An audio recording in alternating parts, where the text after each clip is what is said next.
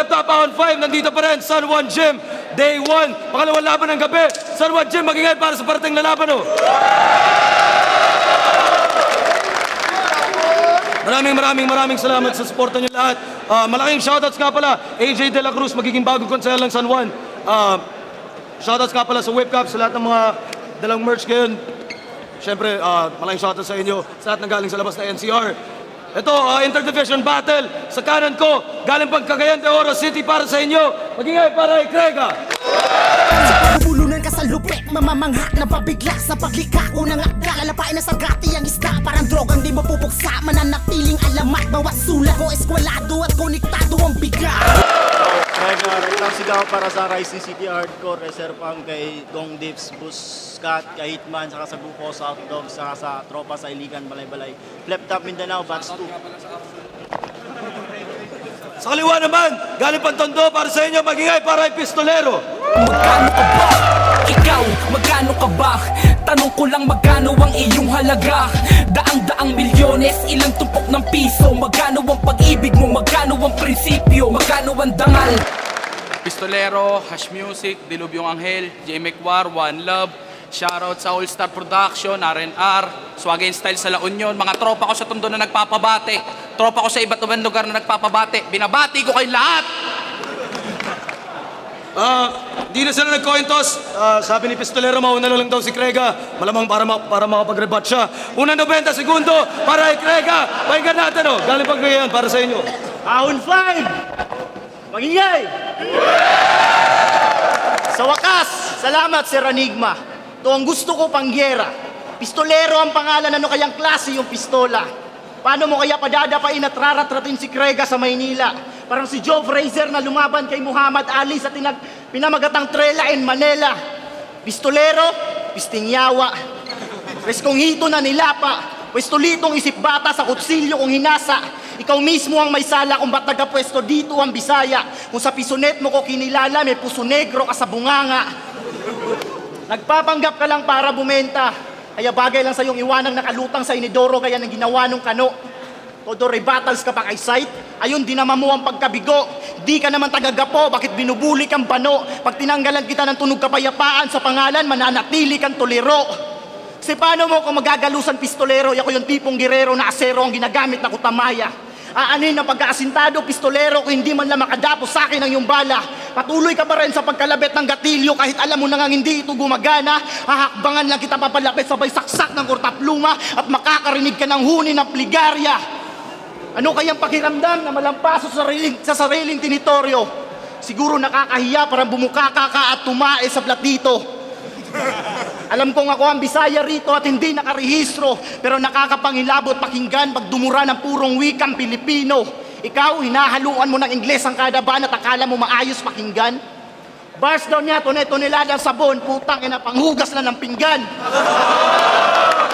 Mga bara ko may anggulo, bakit di mo subukan na tignan? Ito'y putok ng pistola laban sa direktang sugat mistulang espada ng sultan. At di ba galing ng sunugan? Kaya pala naman, pagkatapos mong itusok sa kawayan at ipaikot-ikot ng dahan-dahan, ang sarap mo ng lantakan. Sisimulan kong kainin ang likurang bahagi ng iyong katawan. Ang lasa, kalawangin na malinamnam. Dahil ito'y kombinasyon ng bakal at laman. Pagpipiestahan ka ng mga buwitre ko sa tiyan. Dahil ngayon lang sila makakatigim ng pistolitsyong galing sunugan. Pero teka muna saglit, mukhang nananabik nung si Pistolero sa pagkakalabit. Huwag kang dumikit, baka magpalit. Sa gitnang daliri ko pwede kang humalik. Christian ang pangalan nito, isa sa nasabugan ng Kristyanismo ng pag-asik. Mas pwede mo akong tawaging Antikristo dahil hindi ako natatakot sa iyong pagbabalik. Balik! Unang balat, Pistolero, pakinggan natin. Ahon 5. Ha? Walang silbi yung binabanat mo, Krega. So, just stop. Sabi niya, nag-pisonet lang ako. Sorry, my mom can afford me to buy my own computer shop. Tapos, ano pa ba yung sabi nito? Sabi mo, tatalunin mo ako sa teritoryo ko? Gago, sana nag-abang ka na lang sa A-door kasi mamamatay ka sa pagpasok mo sa kampo ko. Ha? Ha? So what's up, Tarzan? Kamusta naman ang buhay sa bundok? Sabi ni Arik, ang tagal mo daw mag-reply. Wala bang signal sa tuktok? At nang dahil sa'yo, pukinang ina mo, yung alaga ni Enigma nagkasakit. Nagpadala siya ng mensaherong ibon sa napakalayong gubat mo at pukinang ina mo ulit 2 weeks bago nakabalik. Pero sabi ko na nga ba, butas niya sa akin dito yung pagkatalo ko sa aspakan. Pero hindi nangangahulugan titigil ako sa paggawa ng mga lirang konkreto. Tandaan mo, record ko lang ang nadungisan pero hindi ang respeto. Kaya pinangako ko na sa sarili ko, buhat ng huli kong pagkatalo, lahat na makakatapat ko tigo. Walang makakasabay sa umaatik abong bars, lalong-lalo na sa piyo. Pero matapang daw siya natural, pagkat nanggaling daw siya sa lugar kung saan maraming kriminal. Ulul. Napapansin ko, pag taga Mindanao na lang ang lumalaban, puro gera at bayag nyo na lang ang pilit nyong winawasiwas. Pero nabuhay ba talaga kayo ng lumalaban? Hindi! Nabuhay kayo ng umiiwas. Kaya kung papangalandakan mo sa akin dito na tumapang ka dahil sa gera sa lugar mo, sasapaking ko na lang yung bibig mong matabin. Tsaka ka na magyabang sa akin pag isa ka na rin sa mga sundalong nagpapaputok na ng baril. Kasi kayo, mga puki ng ina nyo, kayo sa ligang tuwan dapat na dinidispatcha. Mga walang ibang alam gawin kundi humingi ng simpatya. Kung maging emosyonal sa bawat laban, kala mo ni-rape ng terorista yung nanay mo. Kung magkwento ng kaganapan, kala mo may gera lagi sa tapat ng bahay nyo. Kasi ang kakapal ng mga mukha nyo, mga panggap apektado, pati mga sarili nyo, pinaplastic nyo pa. Na yung pinakamasakit na nangyayari sa kababayan nyo ngayon pagdating sa rap battle, palihim na pinagmamalaki nyo na. Ha? Kaya kung mamaliitin mo yung Tondo at ikokontra mo si Mindanao, Totoy, marami ka pang hindi nalalaman. Pagkatandaan mo, sa inyo isang putok, alam mo na kung sino yung dapat nyong iwasan. Pero sa Tondo, bawat kalyeng madadaanan, iskinitang mapapasukan, ikaw ay mapapalibutan ng mga taong wala kang ideya kung sino ang kalaban. Ha? Kaya ito ba yung apo ni Tandang Sora? Yung may palatandaan ng pagiging revolusyonaryo?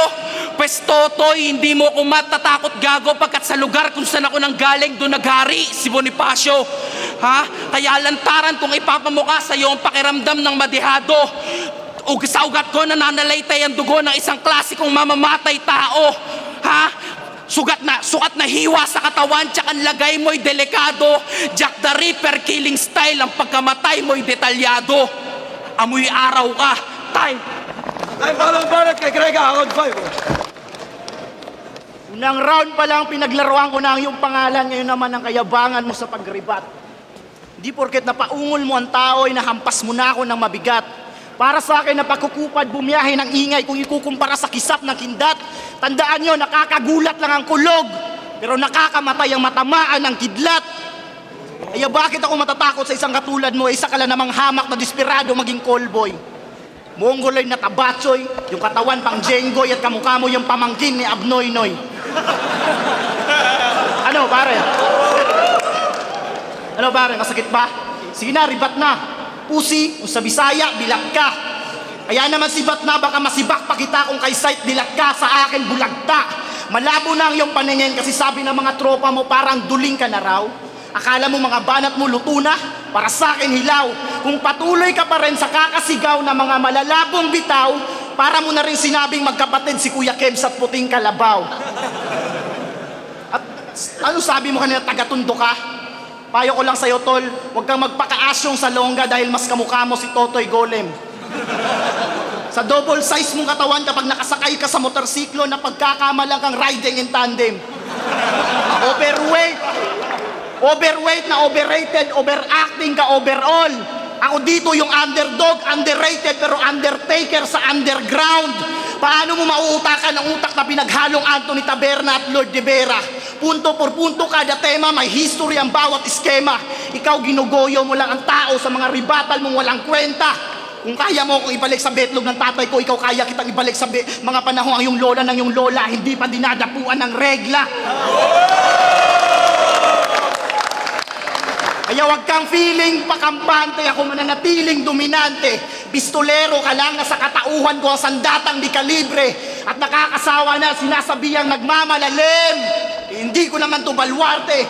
Taga Mindanao ako, may disiplina ako sa pagpaslang. Tawag dito, nagpapaka-Duterte. Mga banat, pistolero. Ha? ibabalik mo ko sa panahon na yung mga lola ko at lola ko hindi pa nireregla, ang dami mong nalalaman. Ikaw ibabalik kita sa panahon na yung lola mong si Tandang Sora, ginagangbang ng Katipunan. Alam nyo ba, na yung unang pasyal nito ni Tarzan sa Manila na puno agad ng katangahan? Dinala ni Enigma ng Manila Zoo, nag-ala nature boy yung gago, yung mga hayop gustong pakawalan. Pero real talk, maraming nagsasabi dito na kung kukumpara daw sa kanya, yung estilo ko daw ay latak. Mali daw ako ng napiling kalaban, masasaktan lang daw ako sa pagsabak. Pero kung ituturing mo akong mapurol, huwag ka magpakasigurado kung ayaw mong daling kita sa iyong ikakapahamak. Tandaan mo ang kutsilyong di matalim, mas masakit pag pinantarak. Ha? Kaya pero kung tutuusin, di naman talaga ako yung mapurol sa ating dalawa, kundi ikaw. Sadyang marami ka lang talagang nalinlang. Tandaan nyo, may malaking kaibahan ng malalim sa nagmamalalim lang. Gusto nyo sample? Yung linyang, sabihin man nila na tayo magkasama bago sumapit yung umaga, ikakaila kita ng 3 beses parang ginawa ni Pedro kay Jesus. Suntok, may suntok ba talaga? O sadya talagang marami ka lang tao na nagago? Kung tutuusin, wala namang espesyal sa linya na yan. Nilagay mo lang yung sarili mo sa senaryo. Kasi ano naman, kung ikaila mo yung kalaban mo, meron bang malaking kaso dyan? Tsaka magkasama kayo bago sumapit yung umaga? Tangina mo, issue yan. Kasi talaga namang walang kahulugan. Uulitin ko, naging mapanlin lang ka lang. Patunay lang yan na handa mong pagtiyagaan yung peking lalim mong tangan, mapalakpakan ka lang. Kaya paano ka magmamalalim kung yung karagatang binabagtas mo hindi mo pagamay? Bakit ka magmamalalim kung wala pang sapat na persa para pumasag ang iyong mga paa at kamay? Kaya hayagan kong ipapamukha sa iyo na mali ka ng landas na napili mo. Sobrang pagpapakalali mo, di mo na napapansin na ikaw na rin ang lumulunod sa sarili mo. Ha? Kaya overall, itong si Krega, para sa akin palpak. Di mo ko masisindak sa pinaghalong estilo nila Balakid at Sak. Kasi kung nagkataon, pinatunayan mo lang sa akin na talagang tanga ka. Nagmistulang gitara kasi kinailangan mo pang sumandal sa marunong para magtunog maganda ka. Ha? Kaya malas mo, nakatapat ka ng kalaban na makakapunan ng pagkakamali mo. How ironic na may bayag ka sa pangalan pero wala kang bayag na gumamit at tumarap sa kanila gamit ang sarili mong estilo. Kaya Craig, kung ayaw mong maubusan ng pinteg, ang iyong puso'y wag mo nang ibeg. Ginapatumbahin ako sa sahig pagkat matibay ang aking tindig at sa bawat panteg ng aking bibig mistulang taheg na puputol sa iyong leeg. Mga kanta mo'y nakakatulig, mas gugustuhin ko pang makinig na lang ng kantang pampakilig. Kasi puno-puno ka ng katangahan, hindi mo ako madadaig, iiwanan kang bangkay na malamig. Pababahagin ko yung bayag mo sa pangalan. Ha? Magpolo ka ulit. Time! Mga depensa mong mensahe, walang sinabi sa opensa kong atake. Naging basura ka sa ere dahil sinunog ka sa kalye. Freestyler daw ko, no? Akala mo kung sino? Nagkautang ka nga sa libre mong estilo. Dispirado ka masyado sa 300,000 kasi akala mo mapapataob mo ang marino. Tangina, kung ikukumpara lang sa pera ang para, ako yung tatak Ninoy na nakasalong baba, ikaw naman yung pugot na ulo ni Rizal na kasilid lang sa isang alkansya. Sa susunod, dumistansya ka sa disgrasya nang hindi mahatid ng ambulansya. Kasi pag ako napakawala ng sobrang klarong linya, di mo na kailangan magpakabit kay Saito ng antena. At sisihin mo si Sir Enigma na takon dahilan bukas hindi ka na makakaahon alas 5 ng umaga. Sige nga, pistolero, matanong kita. Paghatid o pagbalik, alin sa'yo ang mas matimbang? Di mo naintindihan? Sisimplihan ko na lang para maging mas makabuluhan. Total Pasko naman, bibigyan kita ng 1 basong tubig para makadapo sa tuyo mong lalamunan. Iinumin mo naman at ibinalik sa akin na mas magaan. Tanong ko lang, alin doon na mas matimbang? Yung ibinigay kong 1 basong tubig o yung ibinilik mong walang laman? Di ba pare, simple lang naman kung yung naiintindihan? Mababaw lang pakinggan pero may malalim na kahulugan. Huwag maging mayabang dahil sa taas ng narating. Kumbaga sa inuman kung sino pa yung malakas mamulutan, siya pa yung nauunang masuka pag tinamaan ng lasing. At putang ina sa mga bulong-bulungan at pustahan dyan na si Krega madaling madisyan. Si pistolero daw mas mabilis at mas mabangis at the best pag nag-English yan. English mo naman watak-watak parang kulay ng Dalmatian. Saka papaano ka magpapakademonyo kung pangalan mo Christian? Kasi ang sabi niya kay Sight, ako'y masalimaw pa kay Nuyasha at Ghost Fighter. Tangina, gusto mo akong malibing ng buhay sa nanilaliman mo ang paghukay. Halimaw yung may sungay? Gusto mo bang makarinig na referensya galing ng isa sa mga tunay? Ha? Gusto mo bang makarinig na referensya galing ng isa sa mga tunay? Binutas ni Enigma ang harang kaya nakapasok kami sa mundo ng mga tao. Paano mananalo sa Class S, Class B, lang si Pistolero? Mga Panginoon kami sa ibang dimensyon, parang Yumi, Raisen at Mokoro. Dumayo at nagkatawang tao bilang Zero, Krega at Maestro. Pero hindi ko inaangkin ang laro. Sa katunayan, ang laro ay maihahalin tulad ko sa sigarilyo na akin nakasanayan. Ako yung usok na kapag ibinuga, hindi na po pwedeng mahawakan. Ikaw naman yung tirang upos pagkatapos kong hit-hitin ang pagsawaan. Pero bago ko gilitan ng apoy sa sahig, dinuduraan ko muna bago tuluyan tapakan. Pipitsugin.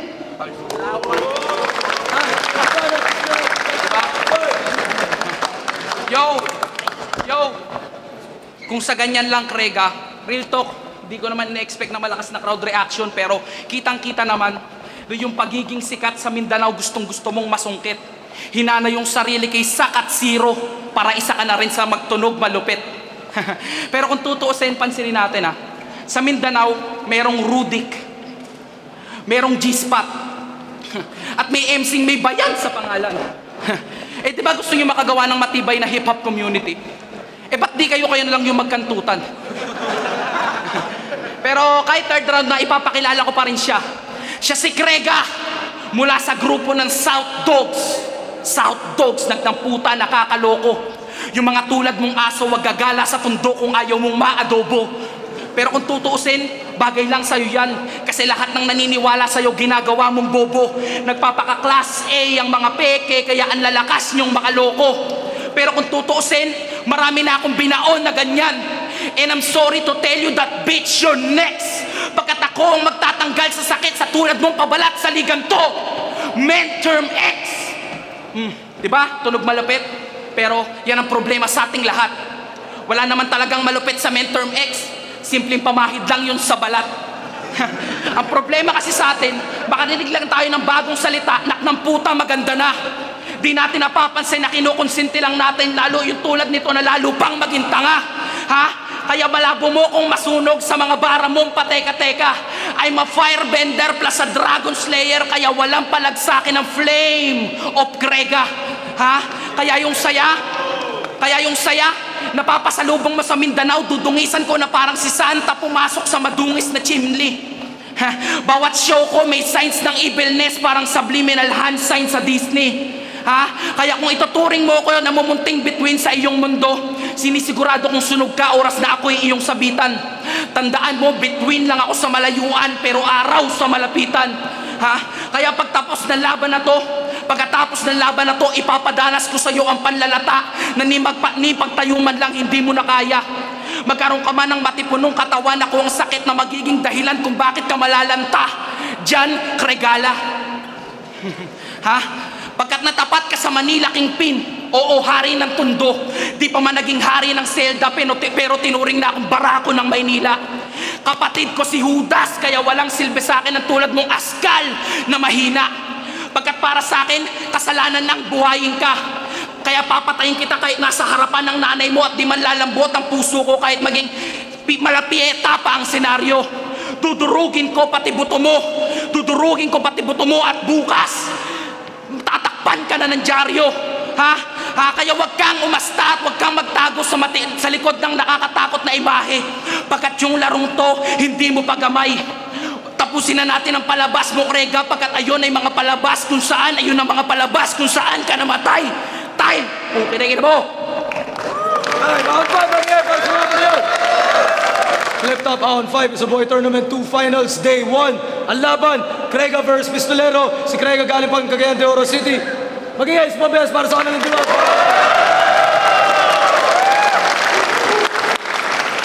Pistolero, isa sa mga pinakamalupit na galing din sa huling tryouts namin. Ang boto, 4-1 para kay Krega.